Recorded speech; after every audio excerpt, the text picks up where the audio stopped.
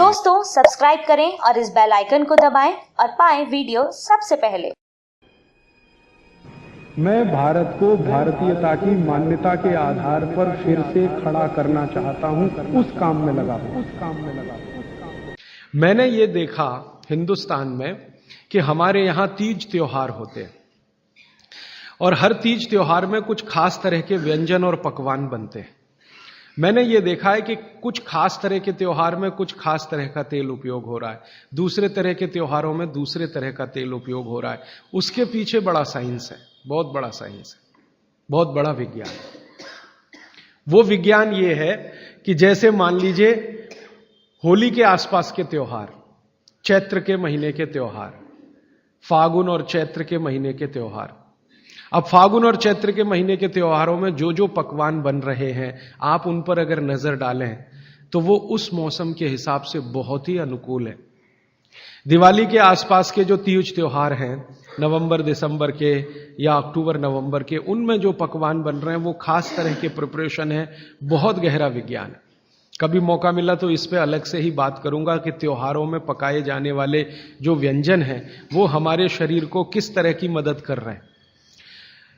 हमारे वैज्ञानिकों ने माने महर्षियों ने ये देखा कि जीवन के दिनों में माने अगर ठंड के दिन है तो शरीर में क्या प्रकोप ज्यादा है, बरसात के दिन है तो शरीर में क्या प्रकोप ज्यादा है, गर्मी के दिन है तो शरीर में कौन सा प्रकोप ज्यादा, प्रकोप माने वात पित्त कफ, ये तीन ही तरह के, तो उनको संयमित रखने के लिए कौन सी चीजें प्रकृति ने दी हैं, तो व्यंजनों में वही चीजें डाली गई हैं। जैसे अब मैं आपको थोड़ा और स्पष्ट करता हूं, यह बात अमूर्त है लेकिन अब थोड़ी मूर्त करता हूं।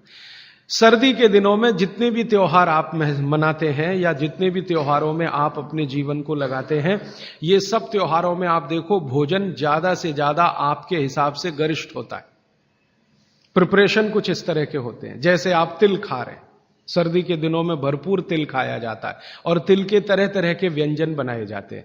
अगर आप गुजरात में रहते हैं तो अड़दिया खाया जाता है, अड़दिया। दुनिया का इससे अच्छा शायद कोई पकवान ना हो, अड़दिया जिसको कहा जाता है, उड़द की दाल का बनता है अड़दिया। ऐसे ही राजस्थान के कुछ इलाकों में विशेष पकवान है, ऐसे उत्तर प्रदेश के इलाकों में कुछ पकवान है।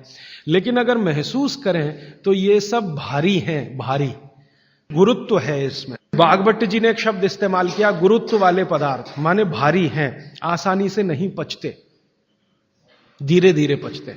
अड़दिया तो आसानी से नहीं पचेगा, तिल की चीजें भी आसानी से नहीं पचने वाली हैं।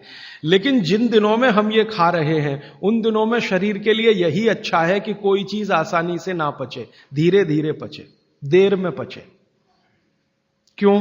अब ये ठंडी के दिन होते हैं तो ठंडी के दिनों में शरीर में पित्त जो है ना थोड़ा कम होता है, पित्त थोड़ा कम होगा, वात ज्यादा बढ़ा हुआ रहेगा और कफ सबसे ज्यादा बढ़ा हुआ रहेगा ठंड के दिनों में। अब कफ सबसे ज्यादा बढ़ा हुआ है तो कफ का असर हमारी जठर अग्नि पर है। अब कफ का असर जठर अग्नि पर है तो जठर अग्नि भी थोड़ी कम रहती है, थोड़ी, जो गर्मियों के दिनों में वो भड़कती है उतनी नहीं होती। तो अगर आपकी जठर अग्नि कुछ कम है, कफ के प्रभाव में है, तो आप भोजन भी ऐसे खाइए जो तुरंत पचने वाले नहीं है, धीरे धीरे पचने वाले हैं, ताकि जठर अग्नि उसके साथ मेल कर ले अपनी गति का। ऐसे समझ लो जठर की गति कम होती है तो खाया जाने वाला खाना भी कम गति से पचने वाला हो तो बहुत अच्छा है। तो सोच समझकर यह तय किया गया कि सर्दी के दिनों में तिल खाना है, सर्दी के दिनों में मूंगफली खानी है, सर्दी के दिनों में गुड़ खाना है, सर्दी के दिनों में घी सबसे ज्यादा खाया जाता है। और आपने अक्सर वैद्यों से सुना होगा, सेहत बनानी है तो यही दिन सबसे अच्छे हैं, माने खूब अच्छा अच्छा खाओ। और भगवान का दिया हुआ भी इन महीनों में भरपूर होता है। तिल भी इन्हीं महीनों में आते हैं, मूंगफली भी नई इन्हीं महीनों में आती है, चने भी इन महीनों में नए आते हैं।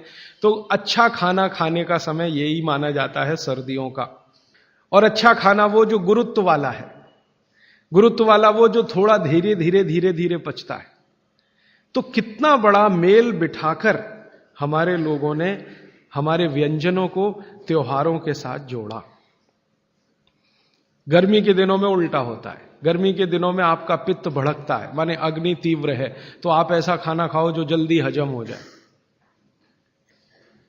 बारिश के दिनों में सम रहता है, पित्त जो है बहुत ही कम होता है, तो बारिश के दिनों में यह कहा जाता है कि भैया सबसे हल्का खाना खाओ बारिश के दिनों में, क्योंकि पित्त उस समय सबसे कम है।